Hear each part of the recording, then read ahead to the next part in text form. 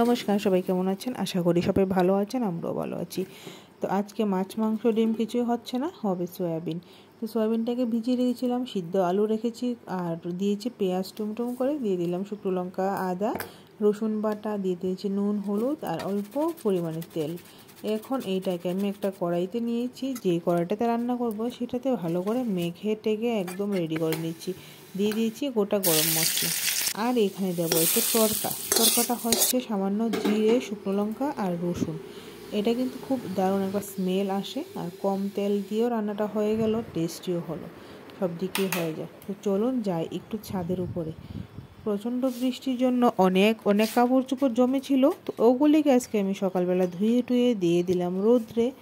তো এদিকে কিন্তু মা ছোট ছোট করে টুকটুক করে গাছ লাগানো শুরু হয়ে গেছে।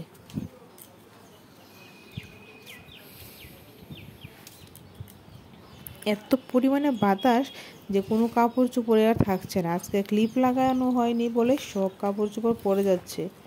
দেখুন কি অবস্থা হয়েছে আমার ছাদের উপরে। প্রচণ্ড বৃষ্টির জন্য প্রচণ্ড শেওলা, এরকমভাবে কাপড় চোপড় দিয়েছি, কিছুই আর শুকালো না, সব জমে গেছে। আচ্ছা, এরকম যে ফুল গাছটা আছে আমার এখানে, দেখুন খুব সুন্দর ফুল ফুটে, বাট কলিগুলি জানি কেন আলাদা আলাদা হয়ে যাচ্ছে, কিছু বুঝছি না। তো কারো কাছে যদি কোনো সলিউশন থাকে অবশ্যই আমাকে একটু জানাবেন, কি করে এটা কি করতে হবে। সব ড্রেস পরে গেছে। আর চলুন দেখাচ্ছি আপনাদেরকে, কালকে যে রান্না করেছিলাম পাট পাতার ঝোল শীতল দিয়ে। এই যে আমার বাড়িতে এই পাট পাতা গাছ, প্রতি বছর কি করে হয় জানি না, একটা করে গাছ তো আমার ছাদের উপরে থাকবেই। একটা গাছ থাকে, এই দেখুন বিচিগুলি, ছোট ছোট বিচি, এগুলো তো এরকমভাবে নর্মাল ফেলে রাখলে হয়ে যায়, বেশি যত্ন আরতি কিছুই করতে হয় না। তো প্রতি বছরই একটা না একটা গাছ থাকে, এই যে এখানেও আছে ছোটোখাটো কয়েকটা গাছ। তারপরে কুলেখাড়া পাতা, আমি যে সকালবেলায় কোনো দিন পকোড়া করি বা ভর্তা করি, অনেক সময় তো একটু তেলে বাটা করে নিই রসুন দিয়ে। তো এই যা হচ্ছে কুলেখাড়া পাতা, তো যখন যেটা পারি সম্ভব হয় সেটাই লাগিয়ে রাখি। আর এখানে একটা সুন্দর হলুদ ফুলের গাছ, প্রচুর ফুল ফুটে এটার মধ্যে, তবে গাছটা বেশি বড় হচ্ছে না। যাই চলুন কাপড় চোপড়গুলো নিয়ে যাই ঘরে। তো এদিকে আমার সয়াবিন মোটামুটি হয়ে গেছে, মা হয়তো বা এসে লাড়া দিয়ে গেছে।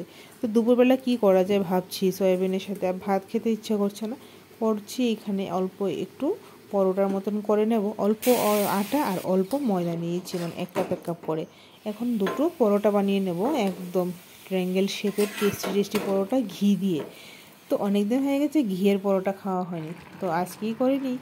তো এখানে আমার সয়াবিন তরকারি রেডি, আর করে নিচ্ছি পরোটা, গরম গরম পরোটা আর সয়াবিনের তরকারি। যদি ভালো লাগে অবশ্যই লাইক দিয়ে দেবেন।